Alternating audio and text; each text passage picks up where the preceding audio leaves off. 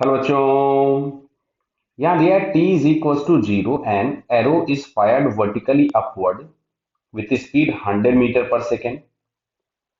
A second arrow is fired vertically upward with the same speed at t is equal to 5 seconds. Clear है? तो पूछा गया है दोनों एरोज कब मिलेंगे, कब एक दूसरे को क्रॉस करेंगे। इस तरह के डिफरेंट डिफरेंट क्वेश्चन हैं ऑप्शंस में। तो चलिए, मैं यहाँ पे सबसे पहले बात करता हूँ कि मान लो ये जो फर्स्ट एरो है इसको हम लोगों ने फायर किया था। क्लियर? ये पहला वाला है।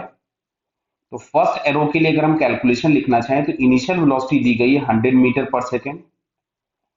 एक्सेलरेशन ड्यू टू ग्रेविटी हम लोगों के पास होगा -10 मीटर पर सेकेंड स्क्वायर, बराबर है। सेकंड के लिए हम बात करते हैं और ये मान लेते हैं किसी भी टाइम टी तक ट्रेवल किया है। सेकंड वाला फायर किया गया था, ये फायर किया था हमने T is equals to zero पे, इसको हमने फायर किया है T is equals to 5 seconds पे। मतलब जो फर्स्ट वाला अगर टी टाइम तक ट्रेवल करेगा तो सेकंड वाले का जो ट्रेवलिंग टाइम होगा वो t-5 होगा। तो इसके लिए अगर हम लिखते हैं तो इनिशियल वेलोसिटी वापस से 100 मीटर, ये बिकॉज बोला गया है सेम वेलोसिटी से। एक्सेलरेशन इस पे भी ग्रेविटी का ही होगा -10 मीटर पर सेकेंड स्क्वायर।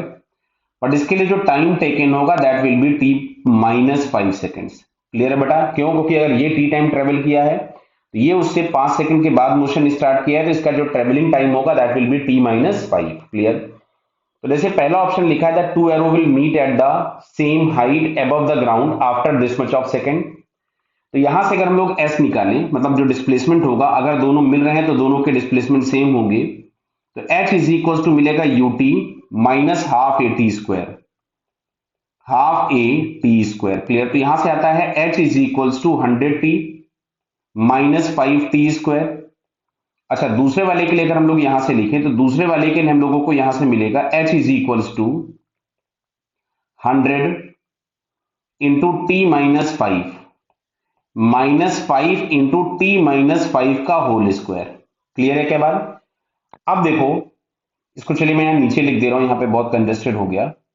तो सेकंड वाले के लिए मैं कैलकुलेशन यहां नीचे लिख दे रहा हूं। तो अच्छा होगा तो इसके लिए भी एच ही, बट इसमें यहां जो टाइम मिलेगा दैट इज 100 इंटू t-5 और ये हो जाएगा 10/2, मतलब 5 इंटू t-5 होल स्क्वायर। अच्छा देखो, इन दोनों इक्वेशंस को जब हम सॉल्व करते हैं तो यहां से हम लोगों को जो t है वो मिलता है 12.5। अब सोल्यूशन आप लोग करेंगे। अब देखो इधर, एक तो ये मेथड हो गया क्लियर, बेसिक मेथड जो था। सेकंड मेथड रिलेटिव वाला। रिलेटिव वाले में क्या है सुनो इधर, t बराबर 5 सेकंड पे पहला वाला यहां कहीं एरो पहुंच गया होगा।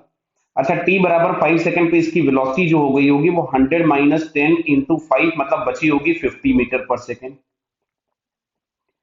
यानी जो फर्स्ट वाला एरो था उसकी वेलोसिटी हो गई 50। अच्छा, सेकंड वाला एरो अब हमने यहां से फायर किया ही है जस्ट अभी, तो इसकी वेलोसिटी है 100।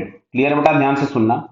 अच्छा, ये जो फर्स्ट वाला एरो था ये 5 सेकंड में कुछ ऊपर चला गया होगा। कितना ऊपर गया होगा? एस बराबर यूटी -1/2 ए इंटू टी स्क्वायर। टी का स्क्वायर हो गया 25। तो ये हम लोगों के पास आ रहा है 500 माइनस कितना हो जाएगा ये 125, मतलब यहां से आपको मिलता है 375 मीटर। क्लियर? ये आपके पास पहले से जा चुका है, ये इतना हाइट। समझ रहे हैं बात को आप लोग? अब देखिए, अच्छा इधर क्लियर बेटा? कुछ गड़बड़ तो नहीं किया? एस बराबर UT plus half a T square ठीक लिखा है। अब सुनो इधर, इसकी वेलोसिटी 100 है और इसकी वेलोसिटी 50 है।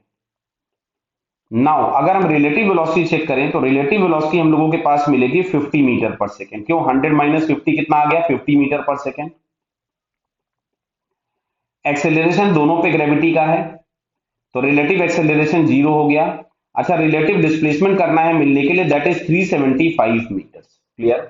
तो अब अगर हम लोग यहां से टाइम निकालें तो सिंपल यहां से आपको मिलेगा S is equal to U T, क्योंकि हाफ ए टी स्क्वायर वाला टर्म जीरो हो गया। तो 375 is equal to 50 into T. तो इसको अगर हम लोग सॉल्व करें 375/50 अगर हम लोग करें तो देखिए कितना आता है, 375 डिवाइडेड बाई 50। तो ये हम लोगों के पास आ रहा है 7.5 सेकंड। तो देखो जरा बेटा, यहां से ये आ गया 7.5 सेकंड। तो 7.5 seconds after the projection of second, तो टोटल टाइम जो हम लोगों के पास मिलेगा वो 5 प्लस 7.5, यानी दोनों जब मिलेंगे तो वो 12.5 सेकंड्स पर मिलेंगे। क्लियर? देखो बेटा, चाहे यहां से हम आंसर निकालें चाहे इस मेथड से निकालें, दोनों से आपको आंसर मिल जाएगा। क्लियर? तो यहां से हमको दिख रहा है कि first answer is correct. Clear है? पहला वाला तो आंसर करेक्ट हो गया। अब आते हैं सेकंड वाले आंसर पे। तो सेकंड वाले में लिखा है the arrow will reach back to their starting point t is equal to 20 and t is equal to 25 second. तो चलिए भाई हम लोग बी वाले सेकंड वाले ऑप्शन के लिए कैलकुलेशन करते हैं। तो जब वापस लौट आए तो डिस्प्लेसमेंट जीरो हो जाएगा, 100 इंटू टी माइनस 5t² 10/2। यहां से t अगर हम लोग कॉमन निकाल लें तो ये मिलेगा 100 माइनस 5t। तो यहां से हम लोगों को टाइम मिल रहा है t बराबर 20 सेकेंड, यानी पहला वाला 20 सेकंड पे लौट आएगा, दूसरा वाला 5 सेकंड के बाद फेंका गया था तो वो लौटेगा 25 सेकंड्स के फ्रॉम द स्टार्टिंग। क्लियर है? तो सेकंड वाले ऑप्शन में क्या लिखा हुआ है? Yes, the arrow will reach back to the starting point at t is equal to 20 and 25। तो सेकंड आंसर भी करेक्ट हो गया। थर्ड बोला गया है the ratio of the speed of the first and second arrow at t is equal to 20। Clear? तो जरा हम थर्ड ऑप्शन सॉल्व करते हैं यहाँ पे। तो थर्ड वाले आंसर के लिए u बराबर दिया था 100 मीटर पर सेकेंड।